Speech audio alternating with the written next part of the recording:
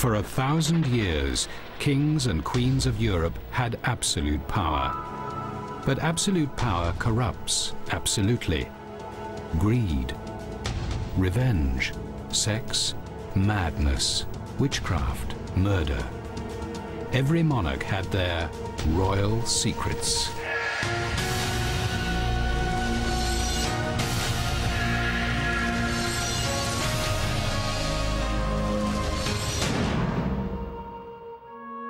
The grand power of kings and queens did not guarantee wisdom.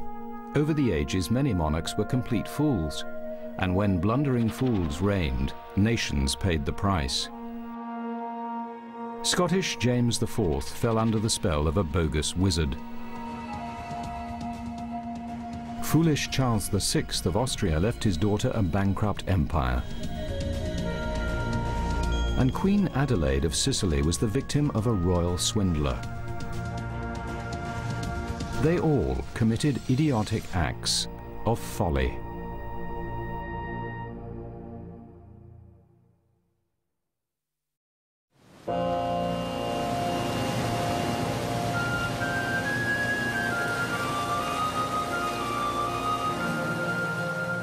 Sixteenth-century Scottish King James IV considered himself a man of taste, dedicated to the awakening of knowledge that was sweeping Renaissance Europe.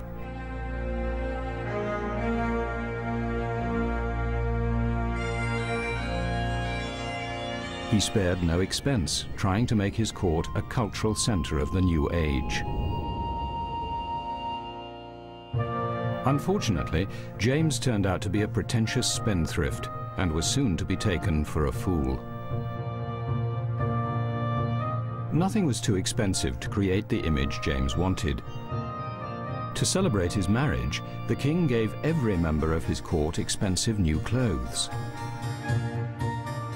The chief cook's outfit alone cost almost $1,000. James was pleased with his ostentation, but the royal treasurer had headaches trying to balance the budget on an accounting device called the Exchequer Board. The treasurer warned the king he was running low on money. Rather than modify his lavish lifestyle, James turned to one of his passions, the newly fashionable interest in chemistry. At the same time, an Italian alchemist named John de Falaise Damien arrived at the Scottish court. He told James he had the answer to all his problems. Through much travel and experimentation, Damien declared he was within reach of discovering the material that would turn metal into gold. He also claimed it had the added benefit of being the key to eternal life. King James was impressed and set Damien up in a laboratory at Stirling Castle. He instructed his beleaguered treasurer to furnish Damien with all the money and supplies he needed. Damien's requests soon poured in. Item, the 13th of October.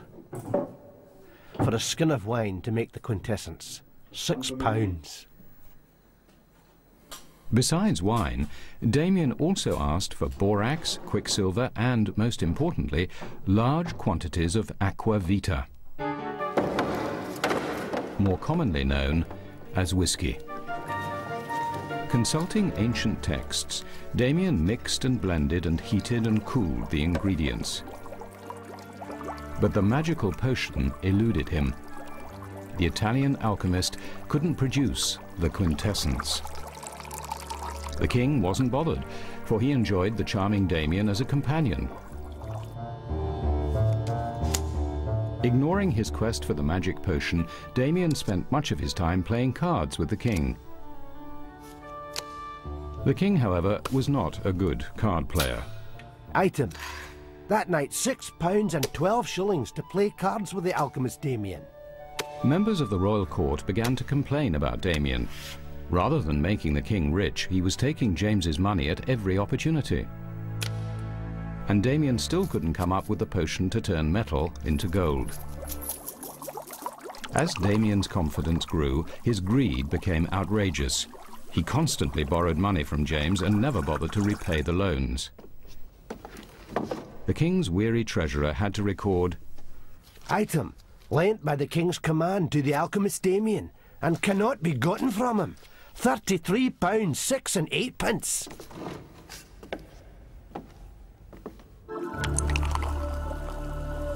The huge quantities of aqua vita Damien ordered for his experiments were going straight down his throat instead of into the alchemist's crucible. His experiments were actually distillation to make his whiskey stronger. The buzz in the Scottish court finally made King James realise Damien was little more than an alcoholic charlatan.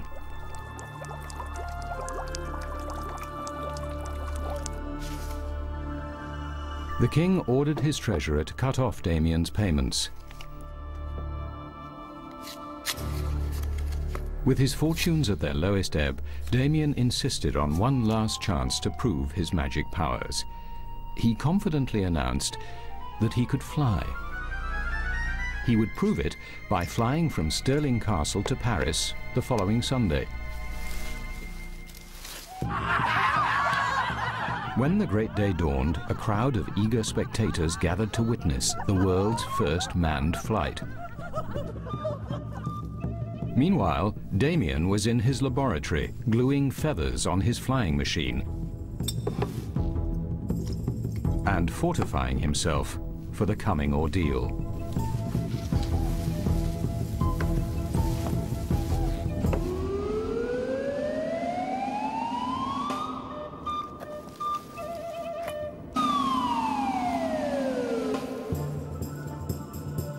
When all was complete and ready, Scotland's first birdman presented himself to the crowd gathered below.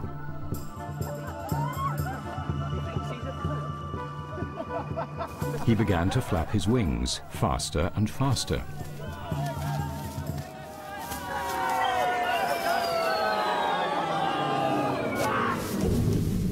Damien's attempt at flight ended a few yards from the castle walls. He broke his leg, but was otherwise unhurt. Luckily, the alchemist had landed in a soft heap of stinking dung. Damien's fall from grace now seemed certain, but he had a ready explanation for the failed flight. He insisted chicken feathers had been mistakenly mixed in with eagle feathers. Since chickens prefer the dung heap to the blue sky, the flight had been doomed to failure. King James was completely satisfied with Damien's bird-brained explanation and welcomed his favourite wizard back to the royal court.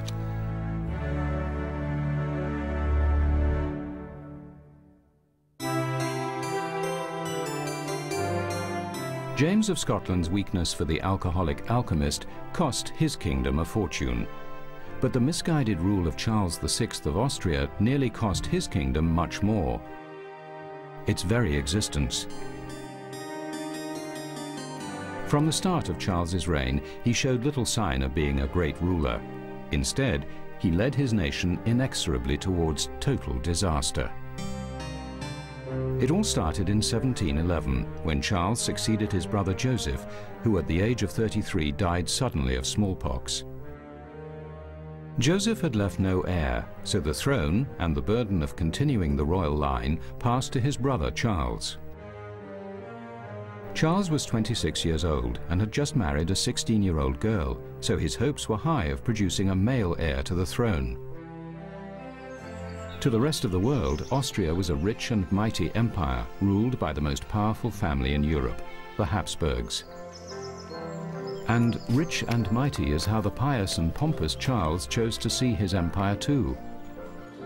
But beneath the gilded veneer, the empire was fragile, fragmented, and bankrupt. In his first great act of folly, Charles ordered lavish new buildings to be added to his royal palace in Vienna, so he could house his 2,000 courtiers and 30,000 hangers-on. Charles was a fanatic for elaborate court ritual. He wore an uncomfortable formal costume and a long wig, topped by a heavily plumed hat, a ridiculous and unfashionable outfit for the elegant Vienna of the day. And he was so nervous that he hid his anxiety behind a severe and unsmiling facade. No one could approach His Royal Majesty without bowing so low his head virtually scraped the floor. When the smallpox plague that had struck down his brother returned years later to ravage his people, Charles left the fate of his subjects in the hands of the Lord and built an enormously ornate memorial church, which he named after himself, the Karlskirche. Here the devout Charles would pray, so much so that the French ambassador wrote home, "Only a monk could endure this life. I have spent altogether between Palm Sunday and Easter Wednesday over 100 hours with the king in church." But the king was not praying for personal salvation, but for the much coveted male heir he had already spent years trying to secure. He'd had high hopes of his young wife, and her first child was a boy, but he died in infancy. Then 2 girls were born, but under Austrian law no woman could inherit the throne. His efforts seemed fruitless. His brother's sudden and childless death began to haunt him as his quest for a male heir faltered. The king tried everything to produce a son. Doctors ordered his wife to eat nothing but cakes, pies, and heavy puddings. But this just made her put on weight. Then he ordered her rooms to be decorated with erotic art, but to no avail. His wife had no more children. If he could not produce a son and heir to the Habsburg throne, then he had to find another solution. Without a son, he was determined that his daughter should have the right to succeed him. He turned to diplomacy. It was to be his greatest folly. He drafted a legal document granting the succession to his daughter, Maria Theresa. It became known as the Pragmatic Sanction. Charles knew that few people would accept his daughter as his heir. He resolved then that his life's work would be to persuade not only his subjects, but also the rest of Europe of the wisdom of his decision. He refused to consult his advisors and presented his plans straight to his commander-in-chief, Prince Eugene of Savoy. Eugene told him the plan was bound to fail. Other European royals wanted him to die without an heir, so they could make their own claims upon his empire. No, said Prince Eugene, the answer was to build up a powerful army which could repel invaders if they attacked Austria after Charles's death. And he reminded the king of the present state of national defense. The state of the army is well known to your majesty. Most of the soldiers have neither clothes nor money. The officers are poor as beggars. Many are dying. None of the fortresses have supplies. Prince Eugene also warned the king that powerful neighbors like King Frederick William of Prussia spent nothing on their courts and everything on their armies.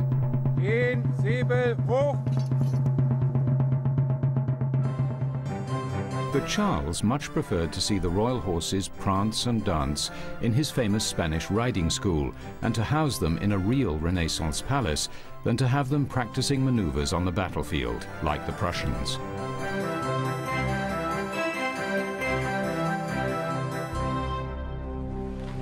Charles ignored his commander-in-chief's advice and began his diplomatic offensive.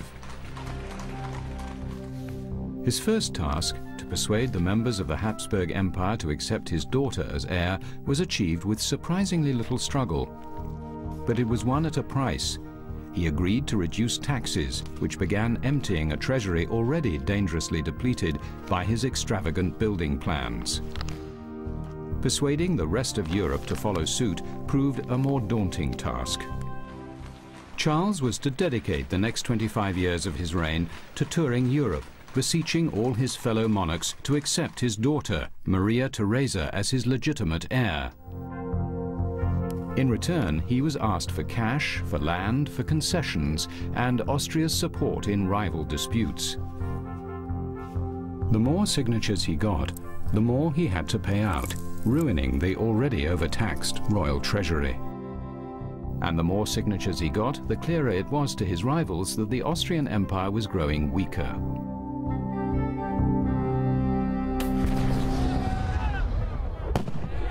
Then he was forced to go to war because he'd promised his army to help the countries who'd signed his pragmatic sanction. Twice his armies took to the field, and twice they were beaten.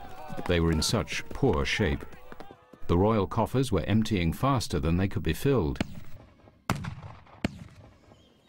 All of Europe could see that Austria was on its knees, except for its king. But by 1740, Charles had completed his collection of European royal signatures and sincerely believed his succession was secure. Later that year, Charles went on a prolonged hunting trip in freezing winter weather. It was to be his final act of sheer folly. Soaked through and chilled to the bone, the king decided to revive himself with a steaming bowl of mushroom stew. The mushrooms were poisonous. Within a few days, Charles VI of Austria was dead. He was only 55 years old. In accordance with Charles's plans, Maria Theresa did indeed succeed to the Austrian throne. But he had left her with no money and nothing more than a meaningless piece of paper to defend herself. As she put it, she was without money, without credit, without army, without experience and knowledge of my own, and also without any advice. It seemed everything was in a state of utter confusion and chaos. It was not difficult to see that if things continued as they were, the monarchy would not survive much longer. Within a month, Austria had paid for Charles's ultimate folly. Frederick the Great of Prussia demonstrated the real value of all Charles's efforts over 25 years by seizing Silesia, Austria's richest province and the source of a quarter of all Austria's tax revenues.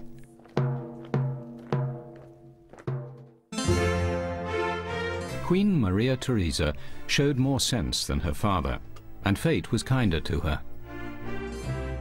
Not only did she survive to rebuild the Austrian Empire, but she bore no less than 16 healthy children, 4 of whom were male. Her succession was secure.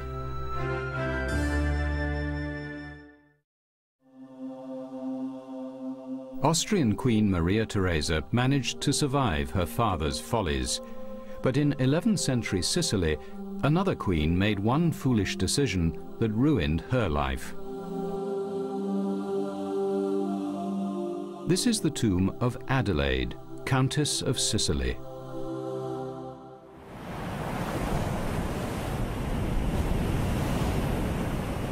In 1089, Adelaide married the Norman Count Roger I. Roger had invaded the island with a small force and stamped his austere Norman mark on the land by raising stone castles and fortified churches. But Roger suddenly died in 1101, and Adelaide had to rule Sicily on behalf of her then 8-year-old son, Roger II. Countess Adelaide faced formidable obstacles to her rule. She was alone, a foreigner in a strange land, and a woman. But Adelaide created a golden age for her island nation. Rejecting the stern, insular, violent rule of the colonizing Normans, Adelaide instituted a more sophisticated and enlightened reign. Sicily was a naturally rich island with plentiful grains, fruit and vegetables. The seas around its shores teemed with fish. And it stood at the crossroads of the Mediterranean. Here, the peoples of Europe mingled with the Arab cultures of North Africa and Arabia and the gilded empire of Byzantium. The island was full of foreign travelers, merchants, and scholars. Adelaide realized this variety of talent could be harnessed for her own good. She employed all comers, Arabs, Moors, Greeks, who had something to offer. Sicily blossomed and became the richest and most cosmopolitan province in the whole Mediterranean. Adelaide's rule was a great success. But Adelaide's son Roger was growing up and would soon want to rule Sicily himself. It was time for Countess Adelaide to find a new husband. Adelaide was a desirable bride, powerful, sophisticated, and above all, rich. She could have taken her pick of available princes, but she made an unlikely choice. Baldwin, the Norman king of Jerusalem. Still only a countess, Adelaide foolishly accepted King Baldwin's proposal because she wanted the ultimate title of Queen. Baldwin also promised that her son Roger would in turn become King of Jerusalem. She would live to regret her decision. Adelaide left Sicily for her wedding carrying an enormous treasure trove, the largest dowry assembled since Cleopatra married Mark Antony. But she should have asked the King of Jerusalem for references before she started her journey. What she apparently didn't know was that her destination, the Kingdom of Jerusalem, the Holy Land, was a bankrupt war zone, and that her future husband, King Baldwin, was a scoundrel. It was the time of the Crusades, and Baldwin's Christian soldiers were steadily losing the war against the Muslim Saracens. The king had run out of money, and Jerusalem was teeming with crusaders demanding payment for their services. As Adelaide's fleet approached the barren, rocky shores of the Holy Land, King Baldwin and his court were waiting to escort her, and to relieve her of her huge, glittering dowry. The couple were married, but their honeymoon was short. Within months, the gold, silver, and precious stones were all gone. Adelaide's magnificent dowry was all paid out to the Crusader knights to keep them quiet. Baldwin was now safer on his throne, but just as penniless. Gradually, the truth about King Baldwin dawned on Adelaide. It was painfully clear her royal husband was only interested in her dowry. With the money gone, Baldwin wanted to rid himself of her. But Baldwin had saved his nastiest surprise for last. He revealed that in his rush to marry, he forgot he already had another wife. King Baldwin asked the Pope to annul his marriage to Adelaide, and the Pope obliged by dissolving the union. Adelaide now wasn't rich, she wasn't a queen, and she wasn't wanted in the Kingdom of Jerusalem. King Baldwin sent her back home to Sicily.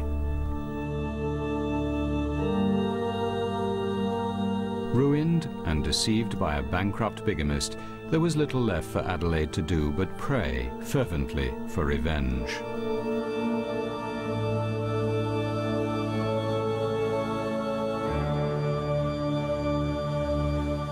Revenge came a generation later from Adelaide's son Roger. As King of Sicily, Roger II had restored the island's fortunes and built magnificent churches and palaces.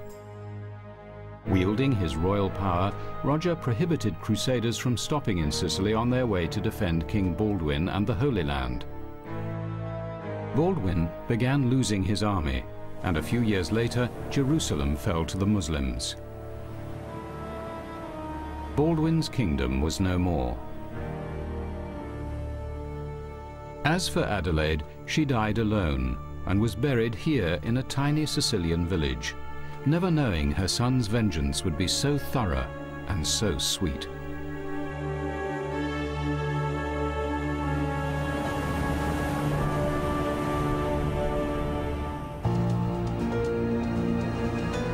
Countess Adelaide of Sicily, Scottish James IV, Austrian Charles VI. These monarchs were all foolish in their own ways. But they all attested to the basic truth: there was no greater fool than a royal fool.